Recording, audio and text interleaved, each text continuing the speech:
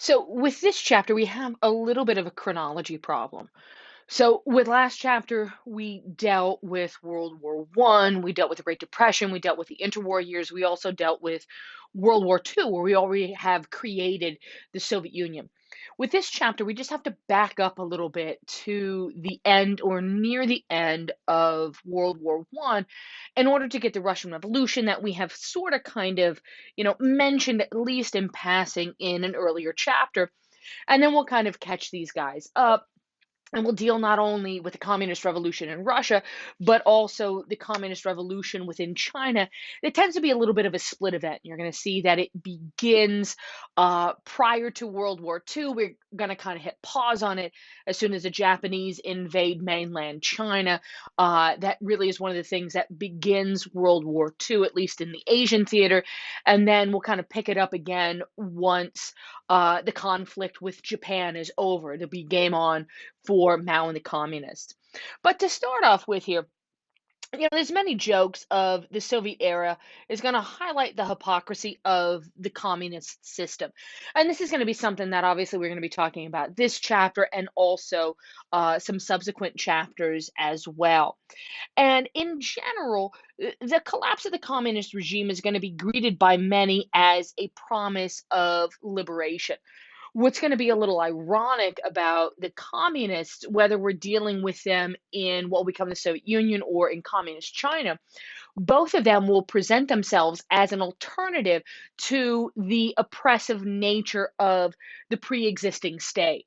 So once we end communism, especially within the Soviet Union. And once the Communist Party falls in Eastern Europe in 1989, and then eventually in the 1990s in the Soviet Union proper, a lot of people are also going to see this as something that is liberated.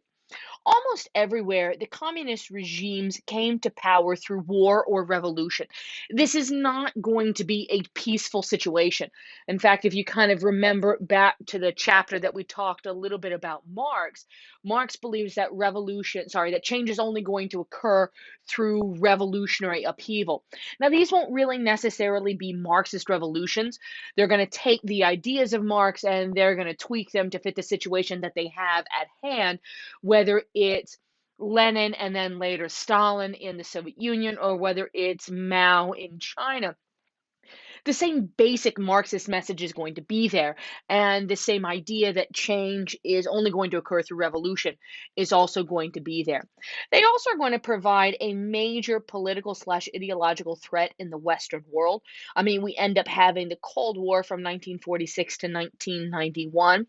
Um, we had the scramble for influence in the global south between the United States and the Soviet Union. And this will deal with also next chapter a little bit, because during the period of decolonization in the aftermath of World War II, you're going to see that a lot of these former European colonies are going to bounce back and forth between being in the Soviet sphere or being in the sphere of the United States or the Western powers. Um, and in fact, you want to put down here, there's actually two things I need you to put down. One, you want to put down here next to number two, underneath capital B, and it kind of, help to explain why this is going to provide for a major political ideological threat to the Western world. You want to put down here next to number two that Western capitalism and communism are opposites. Western capitalism and communism are opposites. And then you want to put down here next to B underneath number two, you want to put down here, please, that this is where the Cold War gets heated. I mean, there's going to be a couple colonial situations where the Western forces and the communist forces really get into, some near heated situations where the Cold War nearly goes hot as a response to, some of this, decolonization. One of the other parts that really kind of makes the Cold War potentially or have some potential to run hot is, of course, going to be the massive nuclear arms race that is going to transpire nearly immediately following World War II. Now, a little bit of the beginning of this is going to be a little bit of a review.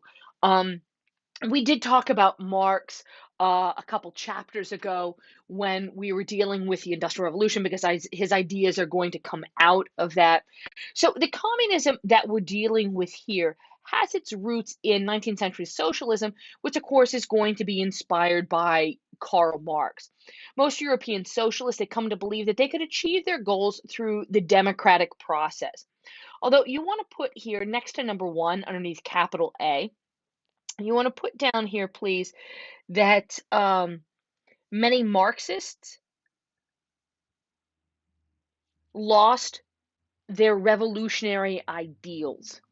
Many Marxists lost their revolutionary ideals.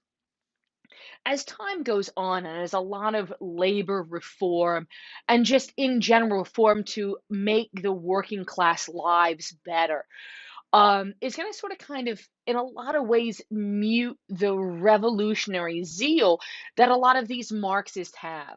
Where Marx and these diehard Marxists are going to believe that the only way change occurs is going to be through some type of revolutionary upheaval, there's going to be some now not necessarily Marxist, but some socialists, some democratic socialists, who are going to believe that that same change that Marx thinks can only come through revolution is going to be able to be achieved through a democratic process, through legislative action, through acts of government, launching laws and guidelines that will kind of improve the lives of the working class. However, those who define themselves as communists in the 20th century are going to advocate revolution.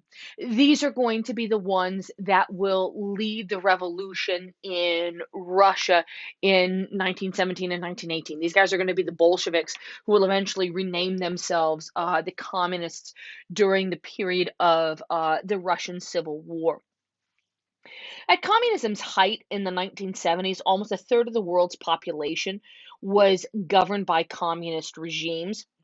By the way, none of these countries had the industrial capitalism that Marx thought necessary for socialist revolution. So you want to do two things here. One, you want to put a star here by number three underneath capital B. And then you also want to put the note also next to number three. You want to put that none of this is true Marxism. None of this is true Marxism. I mean, true Marxists and true Marxism is going to believe that these revolutions are going to happen very organically. They're going to happen very naturally. They're going to happen on their own when the working class, the proletariat, just simply gets sick and tired of constantly being kicked in the face by the bourgeoisie or by the middle class, the wealthy people. And that they eventually will launch a revolution and they will overthrow the bourgeoisie and they will take over the means of production. Nowhere in these revolutions that we're going to be talking about is that really going to happen. So, all of these messages of communism are going to be based upon Marxist thought, but they're all going to be tweaks of Marxist thought. And kind of like I said earlier, like I just said, the various expressions of communism are going to share a common ground. They have a common ideology that's going to be based on Marxism. I mean, they all have that basic idea. Their inspiration is going to be the 1917 Russian Revolution that's going to be launched by Lenin and the Bolsheviks, and we'll get to them here in a little bit. And during the Cold War, the Warsaw Pact was going to create an alliance of Eastern European states and the USSR. You want to put down here next to number three, because there's a reason for this creation of the Warsaw Pact. Do you want to put down here, please, that this was in response? This was in response to the creation of NATO, NATO, the North Atlantic Treaty Organization that, was mentioned last chapter. But the relations here between the communist countries are also going to be marked by rivalry and hostility, even though these guys should be bros. And you will see that some of these countries, like initially the Soviet Union and China, will be quite tight. Those relationships will fall apart really rather quickly and will dissolve um, a lot more quickly than you would necessarily think. The last thing here, before we finish for this section, you want to go ahead and put a big star here by this section underneath capital C.